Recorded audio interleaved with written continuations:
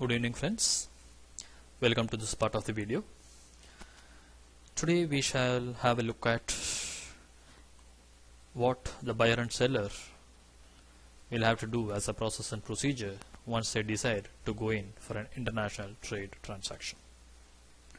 First of all, once they decide to buy, one has to place an order and the another person has to confirm. So let us look at the order confirmation aspect. Most of the time what happens is the buyer will place a purchase order and seller will issue a pro forma invoice which will give their own terms and conditions, and then they will have to agree upon a common ground between this. There should be consensus ad idem, agree upon the same thing in the same sense, and thereafter a contract could be established.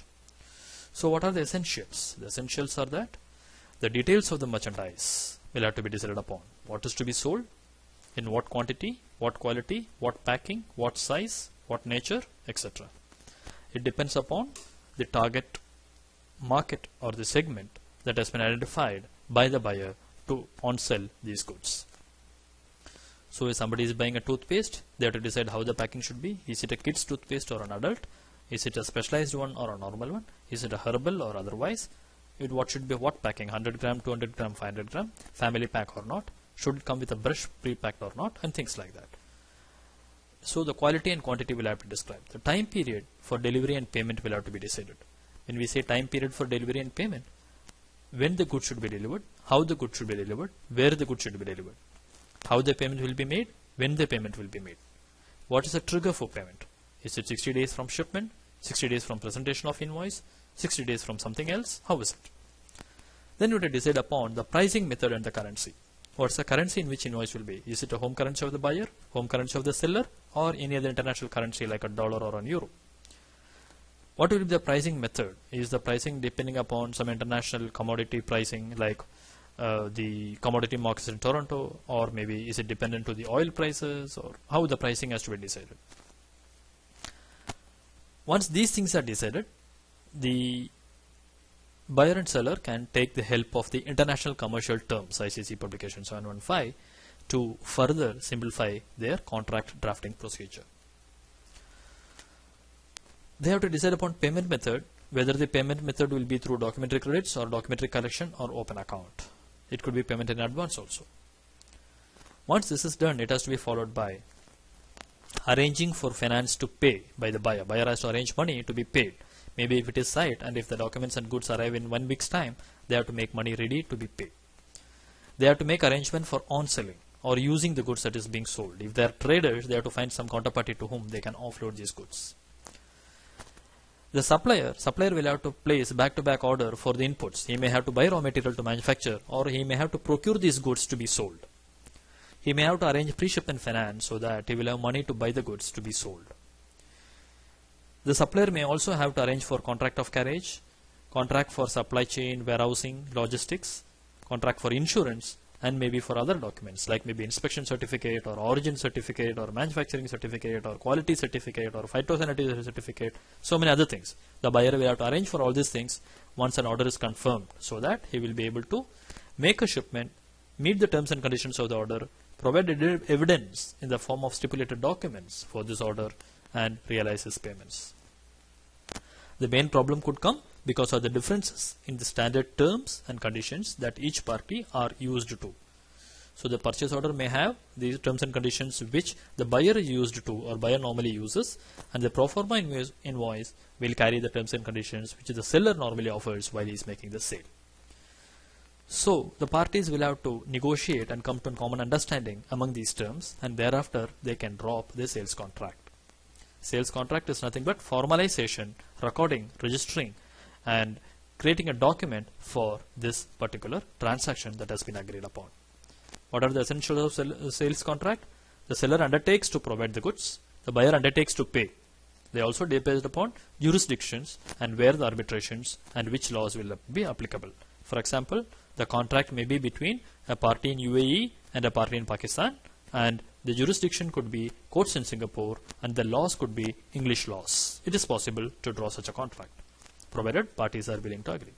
and in case there is a dispute for arbitration, they can take the help of ICC, DOCTEX and other arbitration facilities. Sales contract could be a domestic sales contract or a foreign sales agreement. Domestic sales contract is when transactions happen within the nation, and foreign sales contract is when parties are in two different countries. What are the laws applicable? One is the guidance available in UNCITRAL. UNCITRAL is United Nations International Trade Law. Another is the guidance available to the parties in the form of Contract for International Sale of Goods 1980, which has been ratified by about 100 nations and used by about most of these nations for recommending to be used in their international trade transactions. What are other things that may stand in our way? The sanctions.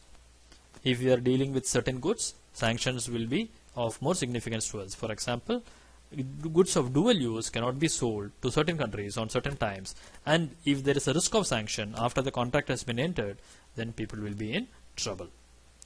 Possibly, there could be conflicting national regulations.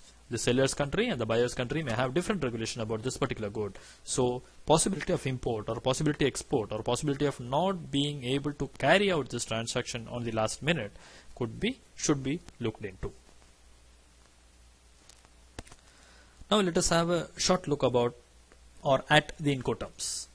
Incoterm or the International Commercial Term, the latest version is effective 2011 January 1, and it is called Incoterms 2010. There are 7 terms which are suitable for any mode of transport and 4 for sea and waterways. In total, there are 11 terms. Earlier, there used to be 13 terms. The Incoterms talks about the obligations of the buyer and seller. What the buyer is expected to do, what the seller is expected to do once this particular Incoterm is put into practice on a particular contract. It also talks about the seller's obligation escalate from Ex Works to DDP, how the seller's obligations are more and more as the Incoterms from Ex Works to DDP are differentially used. Incoterms tells us what is the point of transfer of ownership or title, responsibility and risk. Who is responsible for what, from which point in time or which point in action. When the ownership or the title transfers, so that the risk transfers, so that the delivery is complete and the responsibility to take care of those goods gets transferred to the other party. The terms chosen in a particular contract should be appropriate to the agreed point of delivery. If we are talking about a seaport, we should not be using a term like FCA, things like that. This has to be kept in mind while drawing the sales contract and also while drawing up the terms and conditions in the documentary credit if any. Simply put, this 3-alphabet Incoterm, when it is used in a contract, gives us an advantage of not using 10 to 15 lines of other terms and conditions required in a sales agreement. What are these terms? One of them is Ex Works, most commonly used one. Ex Works named place of delivery. Suppose you say Ex Works Dubai, then that means the seller in his Dubai factory or with Dubai warehouse, he will keep the goods ready at the gates of his factory or warehouse. That's it. Thereafter, there is no more responsibility for the seller. FCA, free carrier, named place of delivery.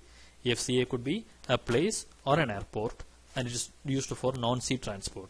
FCA Dubai Airport or FCA Dubai Industrial Estate, FCA Warehouse, you can have so many things. CPT, carriage paid to. In carriage paid to, it will be the named destination. In Ex Works and FCA, it will be the city of the seller, while in CPT, it will be city of the buyer. CIP is carriage and insurance paid by the supplier up to the named destination.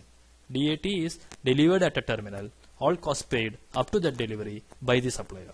DAP, delivered at a place, it is a named destination place or point, and all cost up to that point is borne by the exporter.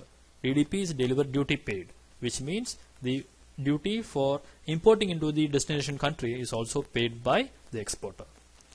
What are the 4 terms which are used in sea shipment? FAS, free alongside ship, named seaport of shipment. It is, if you have FAS Hong Kong seaport, then you can place the goods alongside the ship which is berthed in a Hong Kong seaport. Goods are kept alongside the ship by the supplier. Free on board, goods are kept on the ship by the supplier. Free on board, it is on board a named vessel at the named delivery port. Delivery port is a port from where the exporter ships the goods. Destination port is a port where the buyer receives the goods. CFR is cost and freight. Cost and freight will be paid up to a particular destination port. If the shipment is from Dubai to Hong Kong, CFR will be CFR Hong Kong because the goods are going to Hong Kong, while FAS and FOB will be FOS Dubai or FOB Dubai. CIF is cost, insurance and freight paid by the supplier up to delivery port. Cost of the carriage, insurance for the goods up to the delivery point will be paid by the supplier. We shall, in another discussion, see in details the Incoterms, each and every term in detail as to what it entails. Thanks for watching the video. Have a nice day.